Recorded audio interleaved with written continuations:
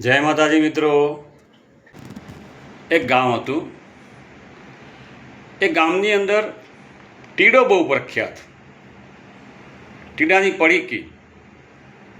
તાવ આવે તો એક, શરદી થાય તો બે, મેલેરિયા થાય તો ત્રણ, ટાઇફોઇડ થાય તો ચાર। પડીકી એવી જબરજસ્ત પડીકી જ કામ કરે, ફાંકી। એને એ લોકો ફાંકી કહેતા। એક ફાંકી મારો તો તાવ મટી જાય, બે ફાંકી મારો તો શરદી મટી જાય, ત્રણ ફાંકી મારો તો મેલેરિયા મટી જાય, ચાર ફાંકી મારો તો ટાઇફોઇડ મટી જાય। ફાંકી એવી પેટ સાફ કરવાની દવા ભાઈ। ફાંકી એટલે પેટ સાફ કરવાની દવા। પણ હાલે જ હતું ભાઈ। ગામ હતું, નહીં કહેતા જેનું હાલ્યું એનું હાલ્યું, હાલતું એમ જબરજસ્ત ચાલતું। જેને લેવાની હોય ચાર પડીકી, બે પડીકી, એક પડીકી આપી દે। સામાન્ય સંજોગ રાજાને અને રાણીને આ બોલા છે। રાજા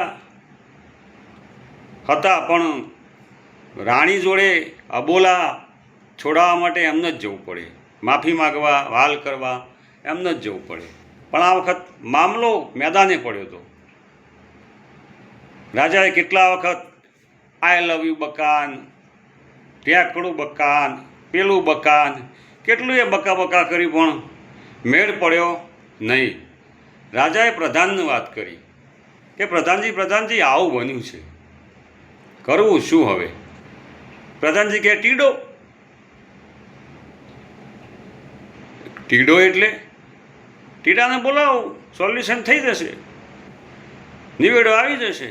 કે ના હોય કે હા બોલાવો ટીડાને। રાજ દરબારમાં ટીડાને બોલાવ્યો।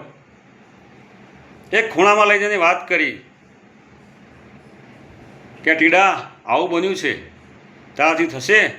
હા થઈ જશે। ખિસ્સામાંથી 5 પડીકી કાઢીને આપી, 5 દિવસ એક એક લેજો, તમારું કામ થઈ જશે। પહેલા દિવસ રાજાએ લીધી, બીજા દિવસ લીધી, 3 દિવસ પડીકી લીધી।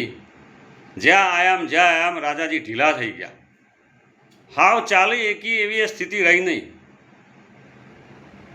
આ દાસીએ જોઈ લીધું કે રાજાજી કેમ આમ ચાલે।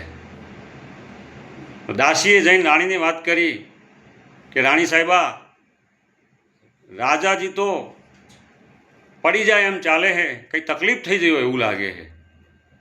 તો રાણીનું તકલીફ થઈ, હે મારા નાથજી, હે મારા નાથજી કરી અને રાણી દોડી રાજા જોડે આવી અને ભેટી પડી।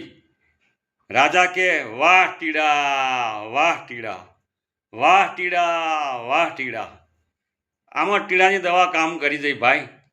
થોડા સમય પછી 1 મહિના થયા છે અને રાજાના મહેલ એટલે કે રાજાના ગામ ઉપર એક 50,000નું સૈન્ય એટલે કે બીજો રાજા ચડીને આવતો હતો।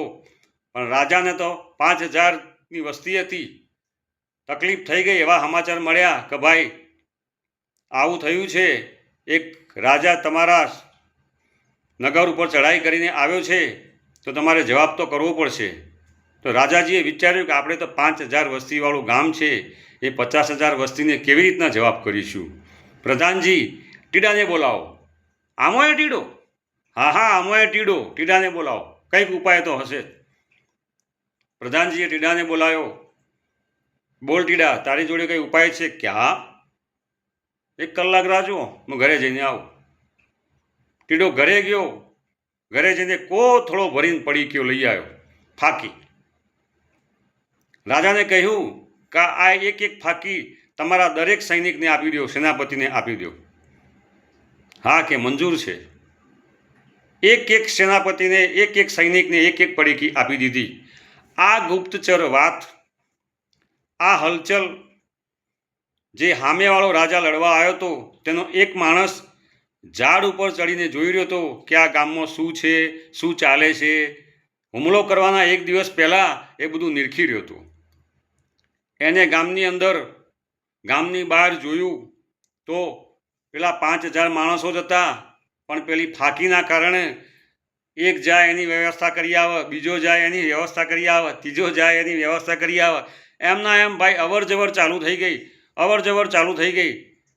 એટલે કેટલી અવર જવર થઈ એટલામાં ને એટલામાં તો પેલો ભાઈ ઝાડ પરથી ઉતરી અને સામેવાળા રાજાને કહ્યું કે રાજાજી રાજાજી, આપણે આ ગામ સામે લડવાની તાકાત નથી. તો કે કેમ?